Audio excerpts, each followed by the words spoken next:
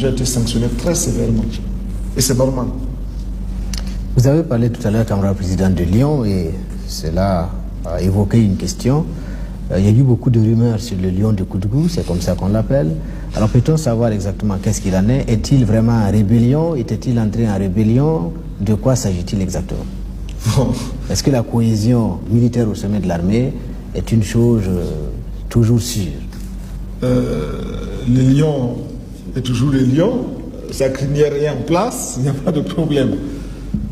Donc les rumeurs ne sont pas fondées. Mais c'est vrai, nous les avons entendues.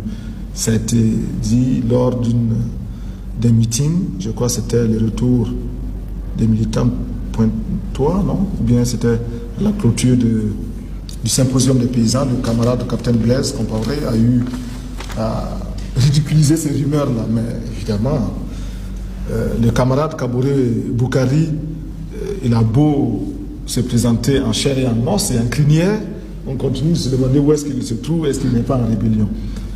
Il faut se méfier de la rumeur, elle a toutes sortes de bases. Je me souviens que lorsque cette rumeur avait été répandue, je pouvais la démentir, je ne l'ai pas fait personnellement, je n'ai pas estimé devoir le faire, mais je pouvais montrer en quoi est-ce qu'elle était ridicule. Une simple histoire. Le camarade Kaboré Boukari était malade à Koudougou.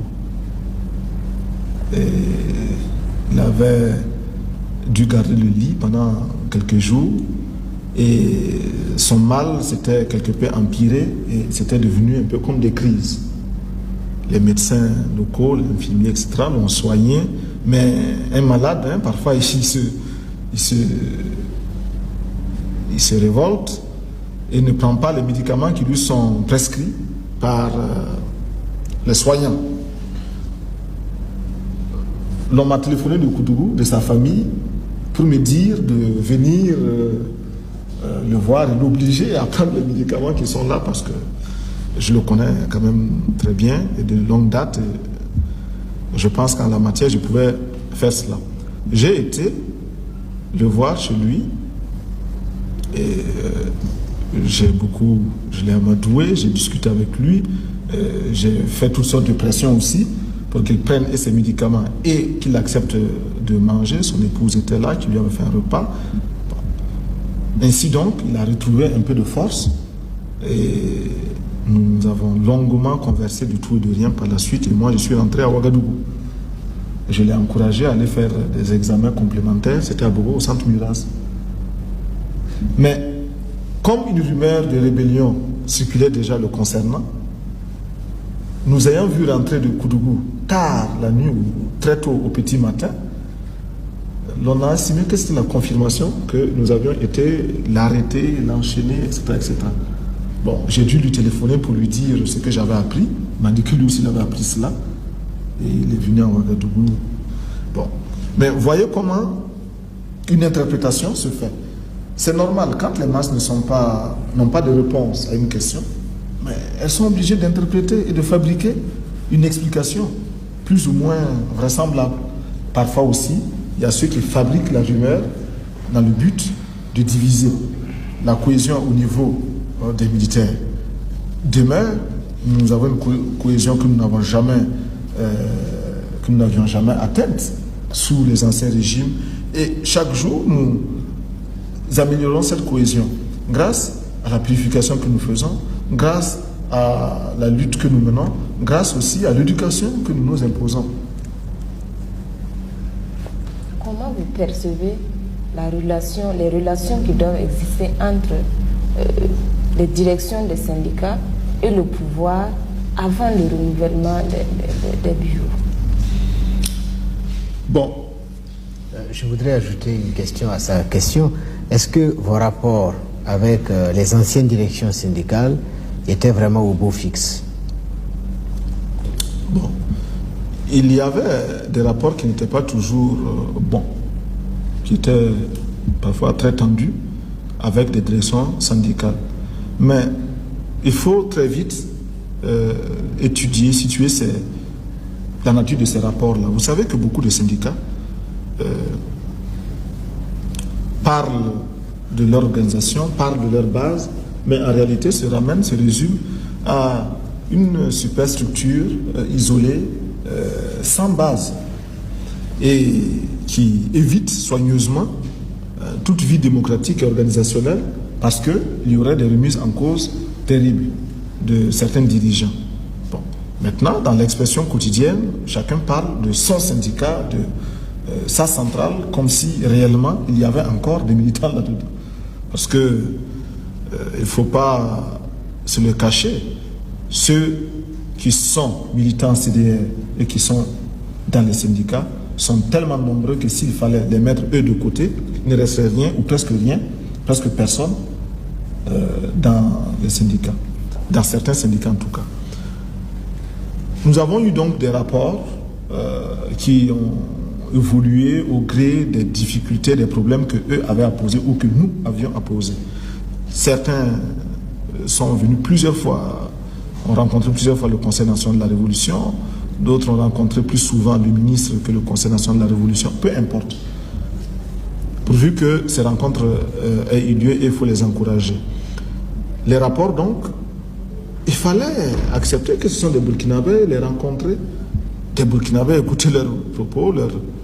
C'est vrai aussi que certaines rencontres ont été soigneusement, mais volontairement transformées, dénaturées à d'autres fins. Et il y a des procès-verbaux sur lesquels nous avons déploré, condamné même ces attitudes-là, qui n'encouragent pas du tout au dialogue. À partir du moment où quelqu'un s'entretient avec vous, sort et dit autre chose, vous ne pouvez qu'être déçu, et généralement, chat échaudé, craint l'eau froide. Mais ça ne fait rien. Il faut néanmoins maintenir le dialogue. Et c'est pourquoi, que ce soit avec les nouvelles directions qui sont en train de se mettre en place ou qui ont fini de se mettre en place, je ne sais pas trop, que ce soit avec les anciennes directions, il faut qu'il y ait le dialogue. Les nouveaux bureaux sont acquis à la Révolution. Est-ce que vous pensez que sur cette base-là, ils pourront mobiliser les travailleurs? Ils ne sont pas un peu suspects? Bon, si le fait d'être acquis à la Révolution devient suspect, la Révolution elle-même est suspecte et par conséquent, les travailleurs ne peuvent pas trouver, grâce à cette révolution-là, l'organisation de leurs outils de production.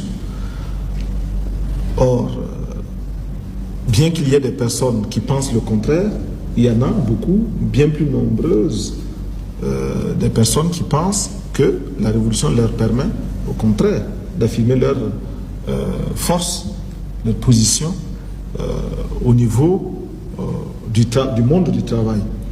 C'est depuis qu'existe la révolution que nous avons formellement, plus encore, souligné le droit et le devoir des syndicats à participer au conseil d'administration, le droit et le devoir des syndicats à participer à la vie de l'entreprise. Bien. Il n'y a donc pas originellement une opposition. Maintenant, l'usage que chacun a fait de ce droit et de ses devoirs, eh bien, cet usage-là a parfois favorisé carrément la réaction, les ennemis même des travailleurs. Et on sait que de tout temps, il y a eu des syndicats qui ont été des alliés ouverts des dirigeants, des patrons contre les travailleurs. Cela existe, a toujours existé. Et ce n'est pas parce qu'ils auront changé de langage ou de méthode d'action ou de manteau qu'ils cesseront d'être ce qu'ils sont. Il y a ces collaborateurs du patronat qui ont fait beaucoup de mal au monde du travail au Burkina Faso. Donc, il n'y a pas forcément, il n'y a pas a priori cette suspicion. Maintenant, même s'ils ne sont pas opposés à la révolution et s'ils ont des comportements négatifs, les syndicats seront dangereux, voire mauvais. Mais, camarade président, ce que je ne comprends pas, dès le départ, il y a eu des responsables syndicats qui chantaient pour cette révolution-là. Et aujourd'hui, on voit ce même type encore qui retourne contre le pouvoir. Moi, je ne sais pas ce qui se passe entre ces syndicalistes-là et le pouvoir. Évidemment, il y a des personnes qui ont vraiment voulu utiliser le syndicat à leur fin et à leur seule fin. Et comme je vous disais, elles ont fourvoyé les travailleurs, elles les ont détournés de leur véritable lutte, cela a porté préjudice aussi aux luttes démocratiques dans notre pays, parce qu'il y avait parfois des alliances au sommet, des compromis, des compromissions au sommet. Généralement, dans ce genre de cas, des problèmes se posent tôt ou tard, et cela se révèle. Il y a des divorces, parfois, entre des dirigeants et ceux qu'ils estiment être leur propre base à eux, qui avaient cessé de les suivre, mais enfin, comme des moyens d'expression n'avaient pas été organisés, on ne pouvait pas toujours le savoir. C'est peut-être pour cela que nous avons des personnes qui ont chanté la révolution, ont même proposé des solutions contre les syndicats et qui aujourd'hui disent tout à fait le contraire, réunissent ce qu'elles disaient il y avait quelque temps. Mais ce n'est pas un problème. Il faut admettre que de telles attitudes existent, une telle versatilité existe, et il faut au contraire chercher à obtenir la constance des positions et surtout des positions justes, même avec ces éléments-là. Camarade Sasnaba. Camarade président, ton levetara kwere nimbuina surtout même ton na le jini fa yam mitu tam tia moi ba to damba to ko no to ton ku isu ko et la ton pam camarade président face à face ton na so ko mengi si wala révolution si ti pam